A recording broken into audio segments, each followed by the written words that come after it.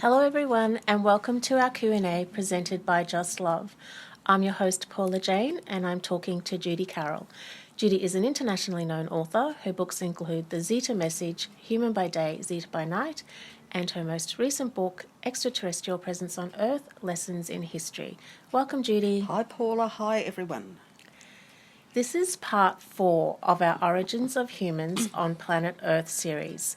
In this episode, Judy will wrap up the origins of humans and with the background information will answer the question of who is controlling who down here. Okay, as we covered in our last session, there have been several Genesis events on planet Earth, including that of the ant people, who were an early insectoid human grey culture. And after them came the Repterans, a reptoid human culture created out of a biped dinosaur species on Earth by the off-planet Draconians. This Repteran culture have also come to be known as the Anunnaki. Modern-day humans were originally bioengineered by the Repteran Anunnaki to serve as slaves to carry out heavy mining work. For this reason, a physically strong biped mammalian primate was selected as the base stock.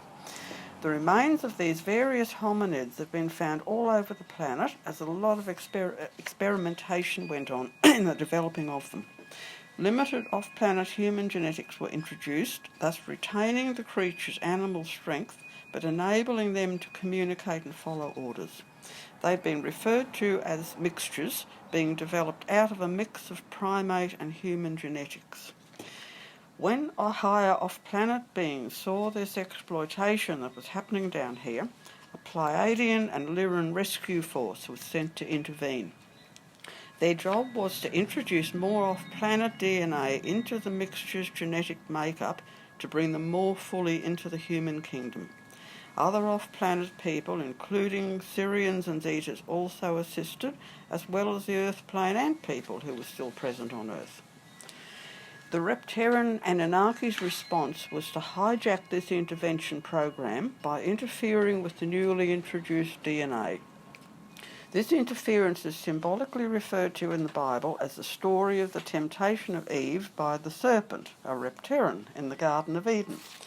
This biblical fall of man really refers to this interference with human DNA, which effectively caused the newly developed human's energy and chakra system to fall down to a lower vibrational frequency.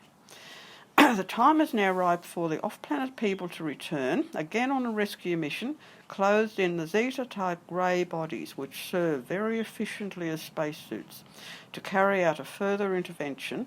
Thus, Earth humans are being taken up on ET ships for repair and enhancement of their DNA, and the legitimate ET hybrid program is serving to introduce a stronger infusion of off-planet genetics to help free humanity from the control of the Repteran Anunnaki. Now, this Anunnaki group still continues to reincarnate on Earth. They're not extraterrestrial, but rather interdimensional. Their base is the inner Earth, but they can also incarnate in the form of modern-day humans. The Anunnaki have continued to control and enslave the younger human species to this day, and are known as the Cabal, the Controllers, the Illuminati, and the Shadow Government. All the royal lines on Earth carry Anunnaki bloodlines. Not all are negative. Some are genuinely caring towards the planet and humanity, but all retain their inbred sense of entitlement. I'm reminded here of the time some years ago when the Queen came to visit Australia. Our then Prime Minister, just being polite, ushered the Queen ahead of him and lightly touched her back to guide her.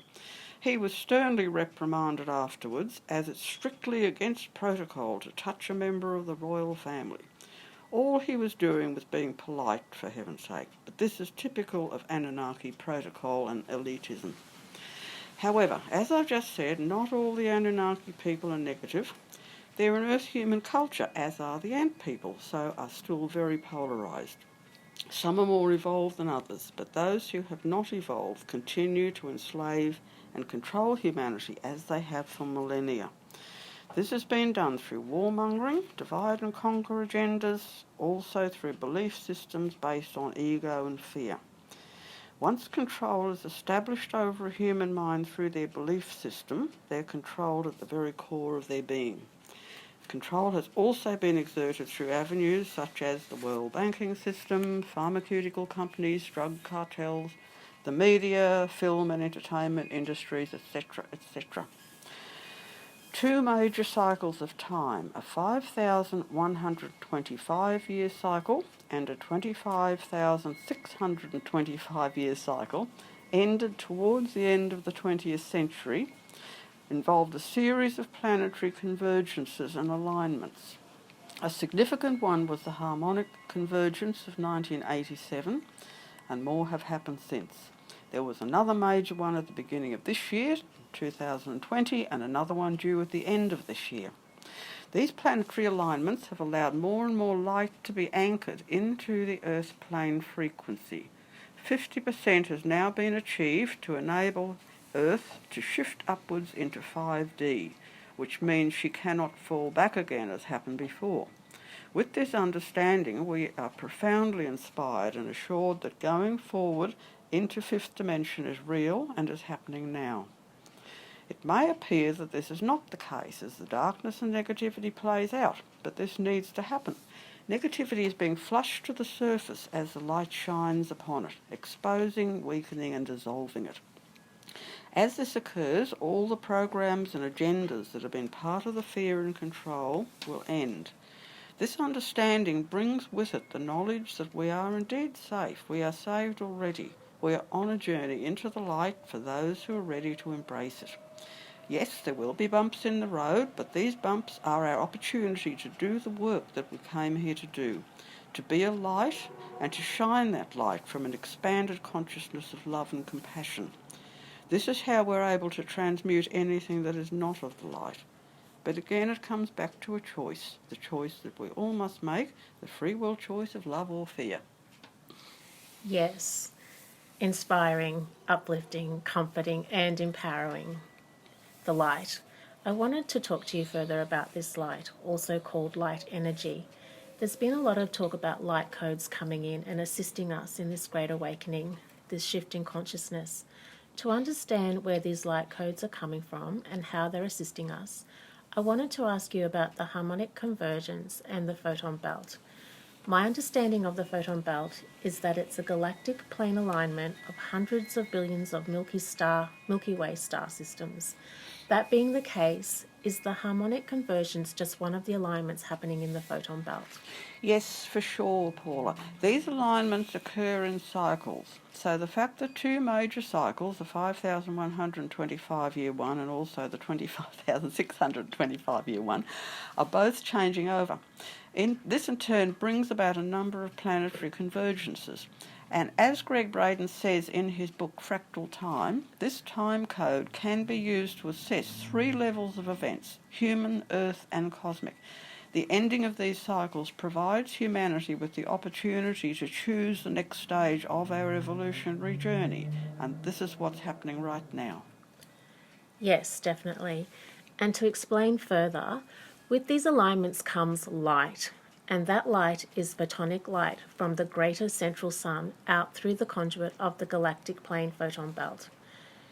The light is from the greater central sun, the greater universal central sun, which is actually a sentient intelligence that is directly pulsing electromagnetic waves of light, love energy through our central sun, our central galactic sun, Alcyon, and then through our sun and into Earth, thus springing through very high pulsations of frequency of light energy to Earth. Does that sound about right? Yes.